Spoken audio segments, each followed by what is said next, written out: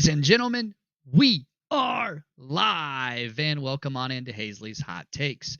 I'm your host, Clint, and in today's video, we'll be previewing the Detroit Lions 2025 regular season, going from the regular season opener all the way down to the finale, just covering it on the surface if we think the Lions will win or lose each game, then at the end determining if we think the Lions will make the playoffs in 2025. We'll also cover a couple other stories, such as Frank Ragnow retiring, the starting center, all-pro starting center, and his replacement being rookie Tate Ratledge. We'll also cover the health of Aiden Hutchinson as he recovers from his fractured tibia last year, as well as the new offense and defensive coordinators. So that's a lot to unpack. Let's get right into it. Let's go.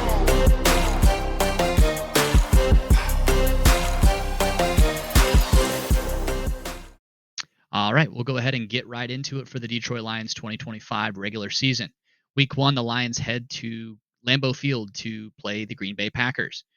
This one could be a coin flip game. There is quite a few of these coin flip games throughout this schedule. A lot of good teams on both sides of the ball. Could go either way.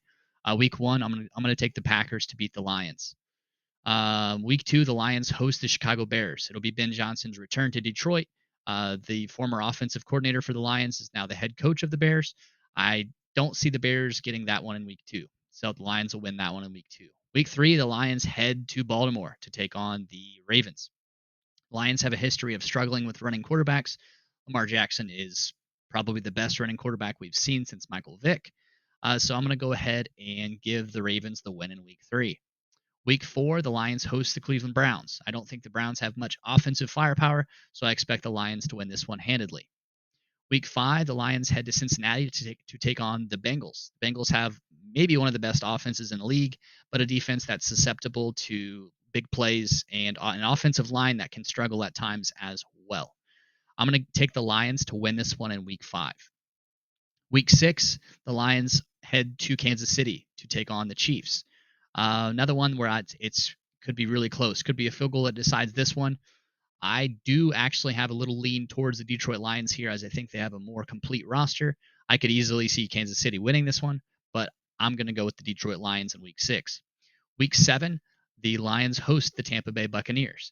Tampa Bay Buccaneers have a trio of wide receivers that are excellent throughout. Mike Evans, who's a future Hall of Famer, Chris Godwin, who's coming off an injury, and the rookie Emeka Egbuka. I think I pronounced his name right. Correct me if I'm wrong. But 3 good receivers there. And that'll cause problems for the Lions, I really think. So I'm going to take the Buccaneers to win in Week 7. Week 8, the Lions have a bye. They will rest up before in Week 9 they will host the Minnesota Vikings. I think the Vikings will take a step back from last year. So I'm going to take the Lions to win this one in Week 9. Week 10, they head on the road to the Commanders, Washington Commanders. Jaden Daniels and company kind of spoiled the Lions' season last year in the playoff game. I see kind of a continuation of that. Yes, the Lions had a bunch of injuries last year, but I think, again, the running quarterback causes issues with the Lions. So I'm going to take the Washington Commanders to win here. Week 11, the Lions will be headed to Philadelphia to take on the Eagles in a game in which many had circled last year for the NFC title game. 2 of the best offenses and defenses really all around before the Lions had their defensive injuries in the league. This one's really, really tough to pick. I'm going to go with the Eagles just on the fact that they'll be able to get after Jared Goff a little better than the Lions will be able to get after, Jalen Hurts. So I'm going to take the Eagles in Week 11. Week 12, the Lions host the Giants. Not going to go too deep into that one. I think the Lions beat the Giants. Week 13, the Lions host the Packers. I think the Lions split with the Packers, so they lost in Week 1. I think they'll win in Week 13 at home. Week 14, they host the Dallas Cowboys. I believe the Lions will beat the Cowboys as they have a more complete roster overall than the Dallas Cowboys, and I think they'll handle the Cowboys pretty easily. Week 15, they head to SoFi Stadium to take on the Los Angeles Rams. Matthew Stafford, former Detroit Lion. This one could be a coin flip as well. I really think the Rams have a talented roster. I think the Lions do as well. But I do think the Rams wide receivers of Devontae Adams and Puka Nacua will cause problems. But I also think the Lions defensive line will get after Matthew Stafford and cause its own problems.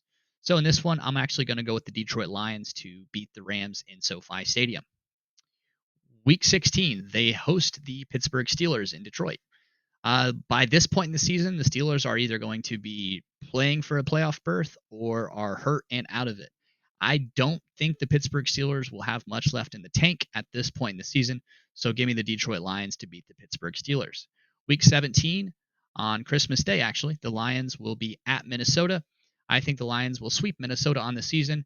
As I previously stated, I think Minnesota will take a step back from last year. And to conclude the regular season, the Lions will be on the road at Chicago, in which I think the Lions will beat the Bears in Week 18.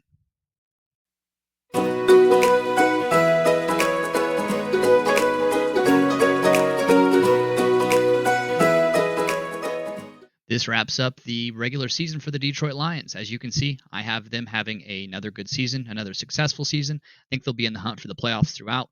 If they don't win the division, which I think it comes down to the Packers and Lions, I see them having a chance to get in as wild card, vice versa. Same with the Packers. Whoever doesn't win the division will get the wild card spot, at least in my opinion. But as you can see, the Lions have a very tough schedule. There's a lot of games on here that could go either way. The way I look at it is they can win a couple that they're not supposed to, and they could lose a couple they're supposed to win. So could go either way there. Other storylines for the Lions heading into 2025 would be the health of star defensive end Aiden Hutchinson. Looks like all systems are go for him, so look for him to be there on opening day, and the Lions to be very, very glad to have him back. Another news would be the retirement of Frank Ragnow, the center, the All-Pro center for the Lions. He retired due to some nagging injuries that kind of lagged on throughout his career. He's being replaced by rookie Tate Ratledge. Tate Ratledge will be leaning on all the other offensive linemen to kind of learn his role and position on the team. And I look at keeping my eyes on the relationship building between Tate Ratledge and Jared Goff throughout the regular season there. And lastly, we'll cover the offense and defensive coordinators. As everybody knows, Ben Johnson, offensive coordinator for the Lions last year, took a head coaching job in Chicago. And Aaron Glenn, the defensive coordinator last year, took a head coaching position in New York with the Jets. Both of them have departed. Not very often do you see both coordinators leave, but it happened to the Lions here. Ben Johnson, obviously in Chicago, and Aaron Glenn in New York. Ben Johnson's being replaced by John Morton, who's coming over as the passing coordinator from Denver. He does have a decent former relationship with Dan Campbell there. And he's not as much of a trick play oriented coordinator as Ben Johnson was. So I look for him to be more straightforward. I think he runs more of a West Coast style. So look for the short passes, the dinks and dimes, and then also the running game that comes as a complement to that with Gibbs and Montgomery there.